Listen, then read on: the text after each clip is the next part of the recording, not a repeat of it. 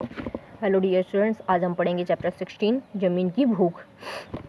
तो देखते हैं इस चैप्टर में क्या कह रहा है, जिसका नाम है ज़मीन की भूख। कह रहे दीना काफ़ी खुशहाल था। अब उसके पास अपनी निजी ज़मीन थी, वह बड़ी मेहनत से खेती करता था। कहते हैं कि इस कहानी में जो होता है कि दीना नाम का व्यक्ति होता है जो बहुत खुशहाल होता है, यानी उसके पास बहुत खुशियाँ होती हैं। और अब उसके पास क्या होता है, खुद की ज़मीन होती है, यानी निजी ज़मीन होती है जिसका वह खुद ही मालिक होता है। और वह बड़ी मेहनत से खेती का काम करता है। अपनी लहलहाती फसल देखकर उसका मन हर्ष से भर जाता था।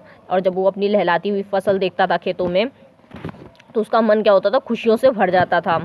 परंतु वह अपने पड़ोसियों से परेशान था। पड़ोसी अपने जानवर उसके खेतों के में चरने के लिए छोड़ देते थे, जिससे उसका बड़ा नुकसान होता था। लेकिन जो उसके पड़ोसी थे वो उनसे बहुत ज़्यादा परेशान हो गया था, क्योंकि क्या होता था, वो लोग अपने पशुओं को, जानवरों को ऐसे खुला छोड़ देते थे, जो उसके खेत में जाकर नुकसान करने लगते थे, क्योंकि खा जाते थे। वह बड़ी विनम्रता से पड़ोसियों को समझाता, किंतु उन पर कोई प्रभाव न पड़ता। जब उससे नुकसान सहा ना गया, तब उसने अदालत में अर्जी दी। पहले तो उसने बहुत विनम्र निवेदन करके समझाया कि आप लोग ऐसा मत कीजिए, ये गलत बात है। लेकिन जो उसके पड़ोसी थे वो बिल्कुल भी नहीं सुने। तो फिर उसको क्या करना पड़ा, लास्ट में अदालत में जाके अर्जी देनी पड़ी। परिणाम यह हुआ कि 2-3 किसानों पर जुर्माना हो गया और वो दीना से बैर रखने लगे।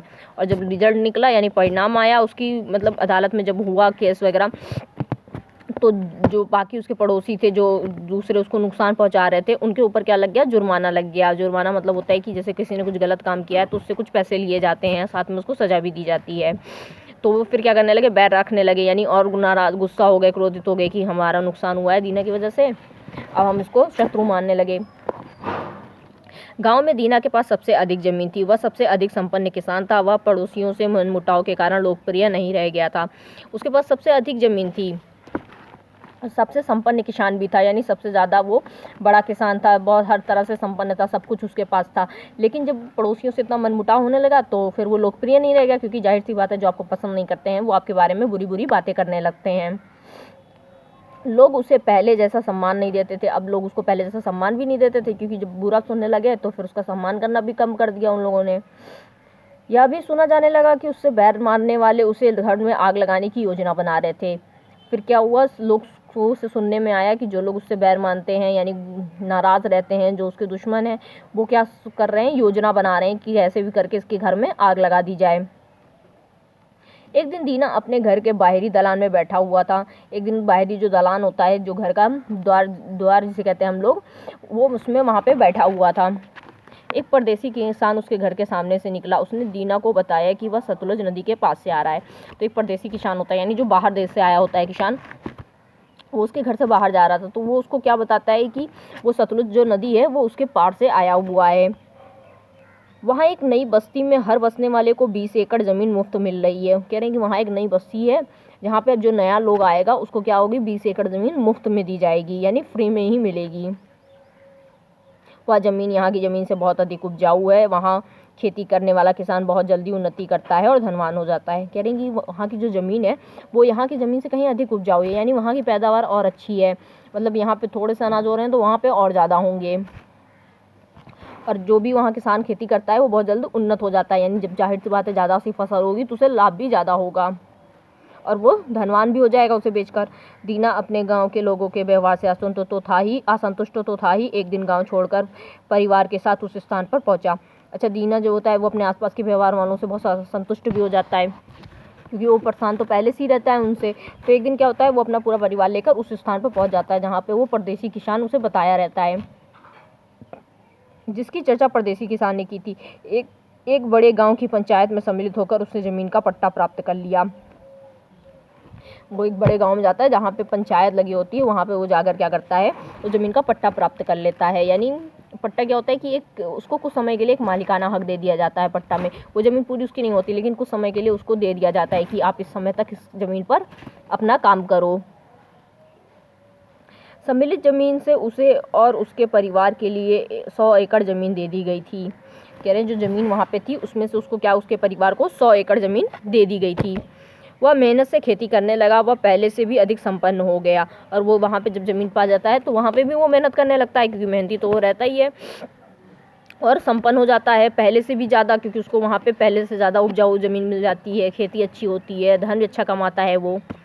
उसने अपना नया मकान बनवा लिया और बहुत से जानवर खरीद लिए। तो वो क्या करता है, जब पैसा आने लगता है तो एक अपना नया मकान खरीद बनाता है और बहुत सारे जानवर भी खरीद लेता है। दीना आराम से रहता था, अपनी सफलता पर गर्व करता था। अब वो बहुत आराम से वहाँ पे रहने लगा, क्योंकि कोई उसे परेशान भी नहीं करता था और इतना वो धनवान भी हो गया था, संपन्न भी हो गया था, घर भी था, जानवर भी ले लिए थे। और वो अपनी सफलता पे क्या करता था, बहुत गर्व उसे महसूस होता था कि मैंने इतना अच्छा काम कर लिया है, इतना सब कुछ हासिल कर लिया है। कुछ दिनों में वह उसे संपन्नता के जीवन का अभ्यस्त हो गया और अनुभव करने लगा कि ज़मीन पर्याप्त नहीं है। अच्छा, जितनी उसको संपन्नता थी वो कुछ दिन में उससे एकदम उब गया कि अभी इतना कम है हमारे लिए। उसको क्या होने लगा कि लगने लगा कि अभी हम इससे ज़्यादा और पा सकते हैं, ये ज़मीन हमारे लिए पर्याप्त नहीं है। क्योंकि उसको धीरे धीरे वो क्या होने लगा, अच्छी चीज़ों का आदी होने लगा। जैसे जैसे किसी के पास पैसे आते जाते हैं, तो पहले तो जैसे आपके पास, मान लो आपके पास 10,000 रुपये आया तो आपको लगता है बहुत ज़्यादा पैसे हैं हमारे पास। लेकिन जब आपको 10,000 रुपये आपको हमेशा मिलने लगते हैं तो आपको लगता है यार हमें 10,000 ही मिलने, इतने में हमारा क्या काम होगा, अब हमें 15,000 मिलने चाहिए, 20,000 मिलने चाहिए। ऐसे कर करके धीरे धीरे इंसान सोचने लगता है, क्योंकि इंसान का स्वभाव ही ऐसा होता है कि वो कभी संतुष्ट नहीं होता है। ऐसे दीना भी संतुष्ट नहीं था इतनी सारी चीज़ों में। उसे लगने लगा कि अब हमें और कुछ भी मिलना चाहिए, इतना तो हमारे साथ चल ही रहा है। वो सोचता है क्या कि हमारे पास कुछ और आ जाता तो हम शायद कुछ और अधिक अपना सुखी से जीवन व्यतीत कर लेते। जैसे आपको 10,000 मिलता तो आप सोचते कि 10,000 में हम क्या ही कर लेंगे, हमारे पास 20,000 होता तो शायद हम और कुछ अच्छा कर लेते, अपने लिए कुछ और खरीद लेते। ऐसे ही दीना भी सोचने लगा। यह मनुष्य का स्वभाव है, इसे जितना सुख मिलता है उससे अधिक सुख प्राप्त करने की कामना करने लगता है। ये तो मैंने बताया आपको कि हमारा ऐसा स्वभाव ही होता है कि हमें जितना कुछ मिल रहा होता है हम उसमें संतुष्ट नहीं होते। हम सोचते हैं कि हमें ये और थोड़ा सा मिल जाए तो बेहतर होगा। कुछ दिनों बाद एक सौदागर दीना के घर आकर ठहरा। कुछ दिन बाद क्या होता है कि एक सौदागर, यानी जो सौदा वगैरह करते हैं उनको सौदागर कहते हैं, वो दीना के घर आकर रुकता है। दीना सौदागर से बातचीत करने लगा। सौदागर ने बताया कि वह नदी के उस पार से आ रहा है, वहाँ इतनी अधिक ज़मीन है जितनी चाहे लेकर जोत लो। तो वो जब उससे बात करने लगता है तो वो बताता है कि वो नदी के उस पार से आ रहा है, वहाँ पे इतनी सारी ज़मीन है कि किसी का रोक टोक नहीं है, आप जितनी चाहो ले लो और उस पर जोत के अपना खेती का काम कर लो। सौदागर की बात सुनते ही दीना नदी पार उस ज़मीन को प्राप्त करने के सपने देखने लगा। अच्छा, वो सुनता है तो वो सपने देखने लगता है कि मैं कैसे भी करके इस ज़मीन को ले लूँ। पूछताछ करने के बाद दीना ने अपने साथ जाने की तैयारी आरंभ कर दी। वहाँ के लोगों को भेंट के लिए उसने चाय के डिब्बे, मिठाई, कपड़े और अन्य वस्तुएं ले ली। वो पहले तो पूछताछ करता है कि हाँ कहाँ है, कैसे है, फिर वो क्या करता है जाने की तैयारी कर देता है। और वहाँ के जो लोग रहते हैं वो उनके लिए सोचता है मैं कुछ उपहार लेते चलूँ। तो वो जैसे चाय के डिब्बे हो गए, मिठाई, कपड़े, ये सब खरीद कर ले जाता है। घर की देखभाल का कार्य पत्नी को सौंपकर एक आदमी अपने साथ लेकर यह यात्रा पर निकल पड़ा। घर का जो भी सारा काम रहता है वो क्या करता है अपनी पत्नी को सौंप देता है कि जब तक मैं यहाँ नहीं हूँ तुम करो, और अपने साथ एक आदमी लेता है और लेकर अपनी यात्रा पे यानी वहाँ जाने के लिए निकल पड़ता है। 7 दिन बाद वह उस स्थान पर पहुँचा जहाँ से कोलों की बस्ती आरंभ होती थी। वो जब 7 दिन चलता है तो वो वहाँ पे पहुँच जाता है जहाँ पर कोलो नाम की जो एक बस्ती आरंभ होती है। उसने देखा कि नदी के किनारे ज़मीन ही ज़मीन है, सब खाली पड़ी है। वहाँ के लोग खेती नहीं करते थे, पशुपालन और शिकार ही उनकी जीविका का आधार थे। वहाँ के लोग सीधे और सरल स्वभाव के थे। जब वो जाता है वहाँ पे वो देखता है नदी के किनारे क्या होता है, ज़मीन ही ज़मीन, यानी बहुत ढेर सारी ज़मीन है और वहाँ पे कोई खेती का कार्य नहीं कर रहा है। क्योंकि क्या होता है जब कोलों की जो बस्ती होती है वहाँ के लोग क्या करते हैं, केवल पशुपालन और शिकार करते हैं, यानी वो जानवरों को पालते हैं, उन्हीं से जो उनको आय होती है वही होती है, या तो वो शिकार करते हैं। और वो लोग बहुत सीधे और सरल स्वभाव के हैं, यानी बहुत ही अच्छे हैं।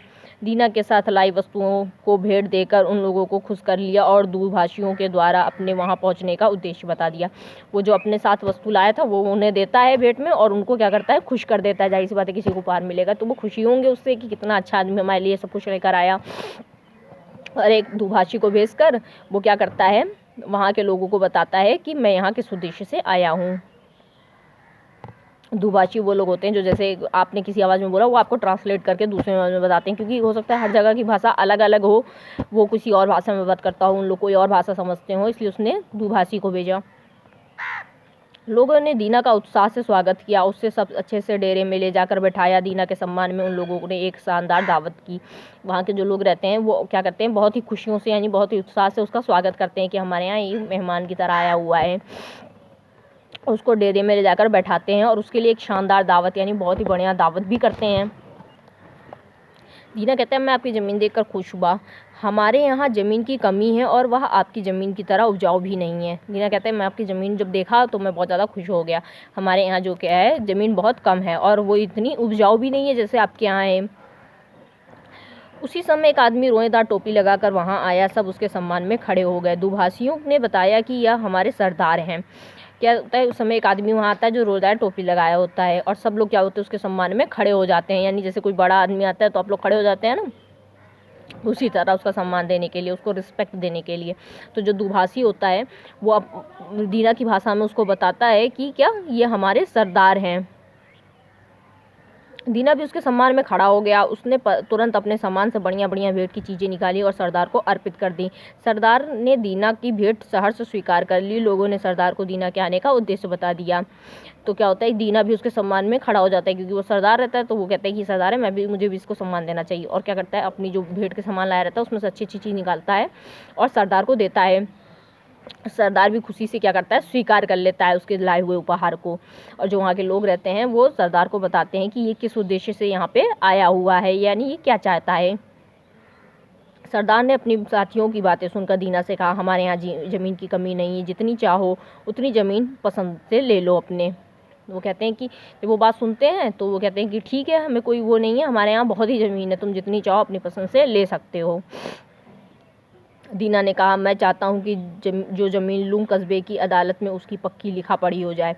तो वो क्या कहता है कि मैं जो है ज़मीन लेना चाहता हूँ, मैं चाहता हूँ कि जो भी यहाँ की अदालत है वहाँ पे उसकी पक्की लिखी पढ़ी हो जाए, यानी पूरी कार्यवाही लिखा पढ़ी के साथ हो, ताकि कोई बाद में ये ना कहे कि ये ज़मीन मेरी नहीं है। जब सरदार ने दीना की शर्त मान ली तब दीना ने पूछा, ज़मीन किस भाव मिलेगी। तो सरदार कहता है, ठीक है, हमें शर्त मंजूर है। तो फिर वो दीना जो होता है वो ज़मीन का भाव पूछता है कि क्या कीमत देनी होगी उसे। 1000 रुपया प्रतिदिन, सरदार ने उत्तर दिया। दीना चकित हुआ, बोला, मेरी समझ नहीं आया, एक दिन का यह कैसा हिसाब है। तो सरदार जो रहता है वो कहता है उसको केवल 1000 रुपया प्रतिदिन देना होगा। लेकिन दीना को ये बात समझ नहीं आती कि ये रोज़ रोज़ पैसा देने का क्या मतलब है, मतलब ज़मीन खरीदनी है तो एक बार में पैसा दे दो, ले लो, इसलिए वह भी समझ नहीं पाता। सरदार ने कहा, एक दिन में पैदल चलकर तुम जितनी ज़मीन नाप डालो उतनी ले लो। सरदार कहता है कि एक दिन पैदल चलोगे तुम, जितनी ज़मीन तुम जहाँ तक पहुँच जाओगे उतनी तुम ज़मीन ले सकते हो। एक दिन का मूल्य 1000 होगा और एक दिन का मूल्य क्या होगा, 1000 रुपया होगा। मतलब वो 1000 देगा और ज़मीन पे चलना प्रारंभ करेगा। एक शर्त और है, यदि तुम जहाँ से चले थे उसी स्थान पर उसी दिन सूर्यास्त से पहले नए लौट पाओगे तो तुम्हें ज़मीन नहीं मिलेगी और तुम्हारा 1000 रुपया जब्त कर लिया जाएगा। तो कह रहे हैं कि इसके साथ एक और शर्त है कि तुम जहाँ से चले थे अगर शाम होने से पहले यानी सूरज ढलने से पहले वहाँ तक वापस नहीं पहुँचे तो तुम्हारा क्या होगा, 1000 रुपया जब्त कर लिया जाएगा और तुम्हें ज़मीन भी नहीं दी जाएगी। दीना ने सोचा कि दिन भर में बहुत सारी ज़मीन घेरी जा सकती है। वह तुरंत सरदार की शर्त मानकर ज़मीन को लेने के लिए तैयार हो गया। अच्छा, दीना सोचा कि एक दिन में हम बहुत सारी ज़मीन तक चल सकते हैं, इसलिए वो शर्त मान लेता है। रात भर उसे नींद न आई। वह ज़मीन के विषय में सोचता रहा। बड़ी आसानी से एक दिन में 60 किलोमीटर तो चल ही लूँगा। अच्छा, उसको रात भर नींद नहीं आती, वो सिर्फ ज़मीन के बारे में ही सोचता रहता है। और क्या सोचता है कि एक दिन में मैं 60 किलोमीटर तो आराम से चल ही लूँगा। उसमें तो बहुत सी ज़मीन आ जाएगी। अधिक उपजाऊ ज़मीन पर अपना एक फार्म बनाऊंगा। उसे जोतने के लिए 2 दर्जन बैलों की ज़रूरत पड़ेगी। कई आदमी रखने पड़ेंगे। जो ज़मीन उपजाऊ ना होगी उसे बेच दूंगा या बटाई पर दे दूंगा। दीना की रात इसी तरह सपने बुनते बीती।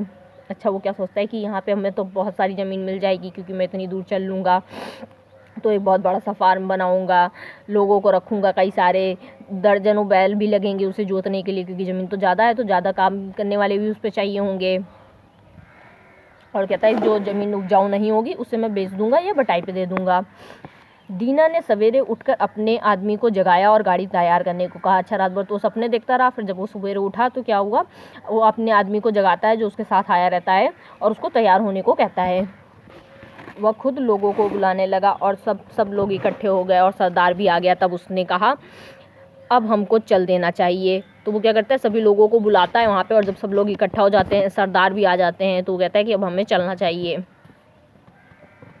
समय बहुत हो गया है। दीना एक मिनट भी नष्ट नहीं करना चाहता था, इसलिए उसने चाय पीने से भी इनकार कर दिया। अच्छा, वो सोचता है कि अब हम जाएँ, जितनी जल्दी सारी ज़मीन नाप के वापस आ जाए हमें उतनी ज़मीन मिल जाएगी और हमें अपना समय नहीं ख़राब करना चाहिए। इसलिए वो क्या करता है, सुबह का कोई नाश्ता नहीं करता, चाय भी नहीं पीता, ऐसे ही भूखे पेट निकल पड़ता है। सरदार ने दीना को एक टेकड़ी पर पहुंचा। अपनी रोएदार टोपी उतारकर टेकड़ी पर रखते हुए उसने कहा, यह निशान रहेगा, यहाँ से चलकर तुमको यहीं आना होगा। सूर्य डूबने के पहले एक जितनी ज़मीन घेर लोगे वह तुम्हारी हो जाएगी। यानी वहाँ पे जाके एक ज़मीन के टुकड़े पे क्या होता है, सरदार उसको लेके जाता है और वहाँ पर अपनी टोपी निकाल कर रख देता है। कहता है कि ये निशान है कि तुम यहाँ से ही चलना स्टार्ट करोगे, तुम्हें सूर्य डूबने से पहले यहीं तक पहुँचना है, और तुम जितनी ज़मीन तक जाकर वापस आ पाओगे वो उतनी ज़मीन तुम्हारी हो जाएगी। सो स्टूडेंट्स, आज की क्लास में बस इतना ही। इसके आगे हम नेक्स्ट पढ़ेंगे अगली क्लास में। Thank you students.